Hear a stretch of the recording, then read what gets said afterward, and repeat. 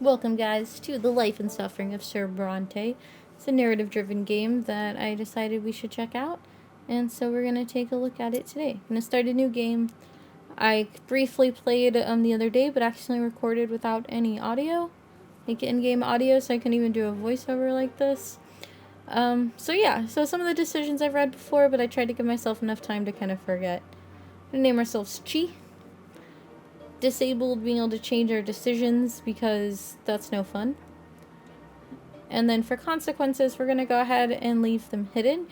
I'd rather not know the consequences of my actions beforehand.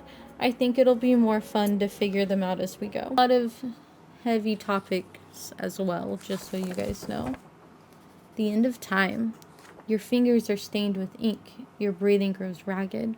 Your hands are shaking, yet the words begin appearing on the page before you one by one, clinging together to form a chronicle of your own life. Who are you? How did you reach this end? You were born, raised, and lived your entire life in the blessed Arcanian Empire. In this land, a man's destiny is predetermined at the moment of his birth. Whether human or Arcanian, nobleman, priest, or low-born commoner, all bend to the divine will of the twin gods. And each life is not but a single cog in the universe's immeasurable machine. And the animated page, illustrations look absolutely amazing. They're so cool. If that makes you dizzy at all, though, you are able to turn it off in the settings. But I just think it's the neatest thing. The memories come flooding back. They engulf you as a merciless wave, binding together days that are thrice dead and gone. The dreams of your childhood, your adolescence, your youth spent in the capital, years of peace teeming with life, and a war drenched in blood. High ranks and lowly deeds, opulent palaces, secretive city backstreets, fields of battle, and faces. So many faces of the people you held dear, the people who walked this road by your side. Such was your life, now all exposed by ink erupting onto the page. With your every step you sought to change the world as you saw fit. The choices of your upbringing, the path you carved in your youth, the fruits of your struggle, the consequences of your sacrifice. All of it led you to here, to the end of your time. And every choice had a price. Now, years and years later, the crossroads of your life echo in your memory, the pain and the joy inextricably intermingled. Can't really have one without the other. Could you have taken a different path, chosen a different calling, found a different place in the world? You had the power to alter the very course of history. Now, on the verge of death, you struggle with doubt, seeking answers to the last and most crucial question of all. Your life. Of all the paths in life, why did you walk this one? Did you choose your own fate, or was your life shaped by forces beyond your control? What determines a man's destiny? So we can choose the man himself, meaning we choose our own destiny. We could also choose the world around him, which basically says your path was charted for you by the people, the age, and the society in which you lived. A higher power, your destiny was forged by a power greater than your own will. Or there is no destiny. Destiny does not exist. Human life is an exercise in chance. It is not governed by any laws. I'm going to pick the man himself. I think, just because I don't really know which one these categories I fall into personally at the moment, so that one will work. You can hear death's footsteps drawing near. You square your shoulders and take a deep, full breath. You have found your final answer. What is destiny other than a long chain of your own actions and decisions? No matter what happened in your life, you always had a choice. You lived the life you deserved. Only you can answer for that. That's fair. That's fair. But are you right about this? Is it all true? To learn the truth, you will have to return to the very beginning, remembering every step you took along the way. On these pages, the story of a man named Sir Bronte will live once more. Alrighty, so childhood, adolescence, youth, peacetime, and the revolt. Peacetime's big, though. Alright, let's see. See where this takes us. Chapter 1, Childhood. Makes sense. Oh, the picture's gorgeous.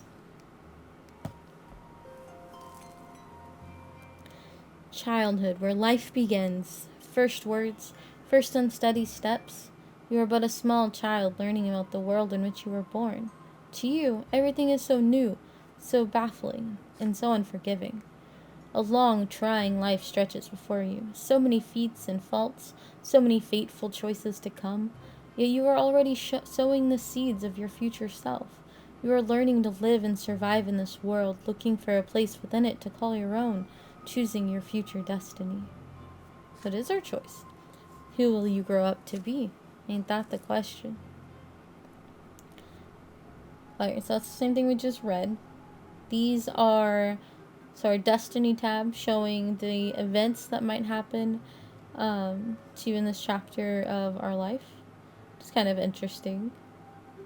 The fencing lesson, beyond insight, nobleman's sacrament. Got our personality tab here. Shows our different personality traits. We're not born yet, so there's not really a lot to show.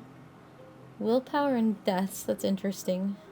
Especially the deaths part. We have reborn once, half dead, last chance, and true death. So maybe you kind of have a few different lives per se. Oh, the new sections that are open. Okay, so we have destiny, personality. So it's destiny. Here's a personality tab. Our House of Bronte tab as well. And then our family tree. That's pretty cool. And we can click on them for more information. For now, I'm not going to worry about it, though. Let's begin the chapter.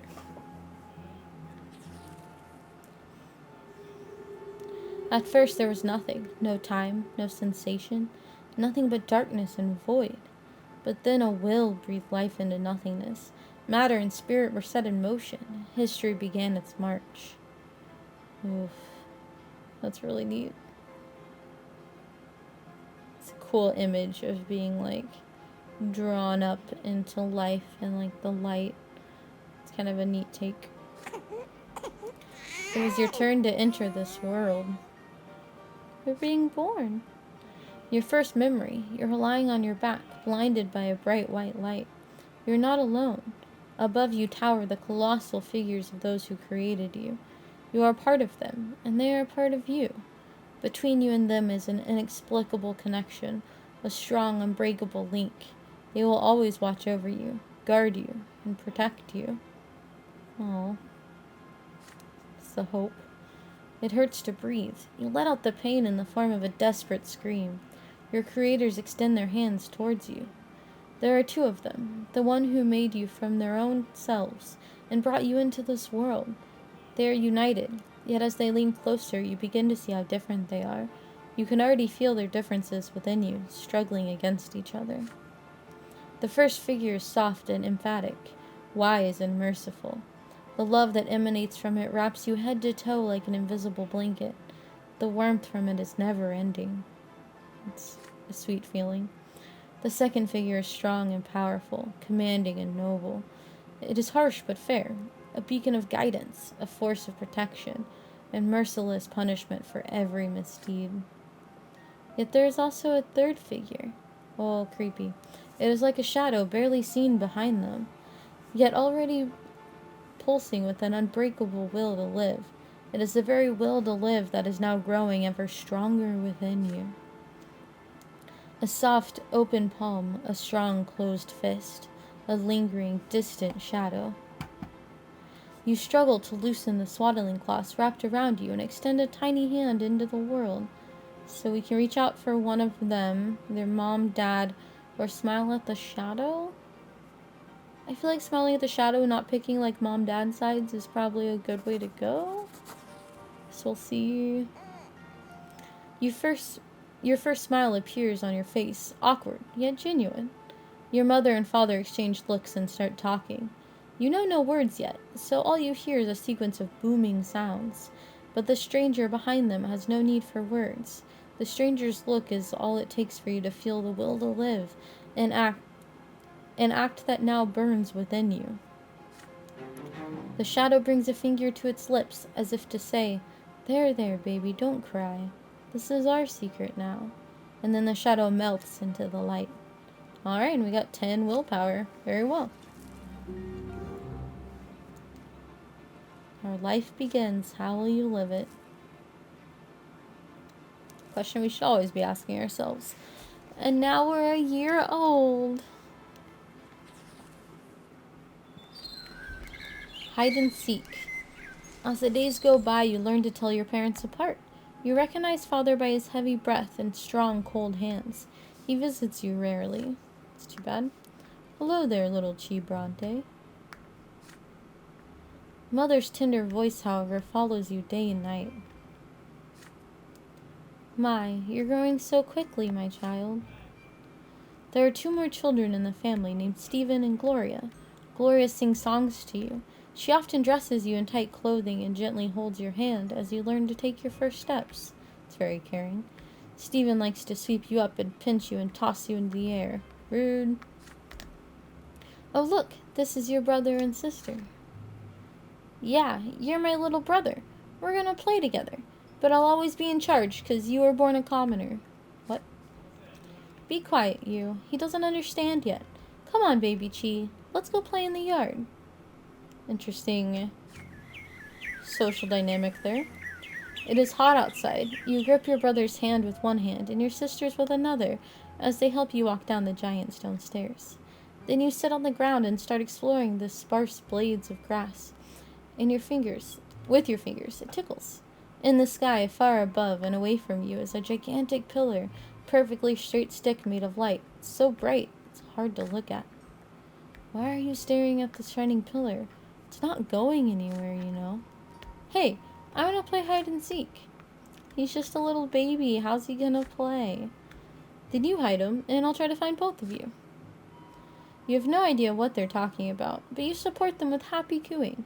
This is strange, but so exciting. Stephen and Gloria glance at each other. Then your brother walks to a big tree, closes his eyes, and starts shouting something. Gloria takes your hand and walks you through the yard. So we're only 1. Your sister takes you behind some thick bushes by a tall wall. The light from the light stick on the horizons barely reaches here. You can't see home from this place. The ground is crawling with tiny black bugs. Gloria sits you down on the ground and puts a finger to her mouth for some reason, and then she's gone. You can no longer hear Stephen's voice. Gloria's nowhere to be seen. You feel colder. The bugs are no fun to play with. You've been sitting here for a long time, completely alone. Nobody checks on you. Did they forget about you? Did they abandon you?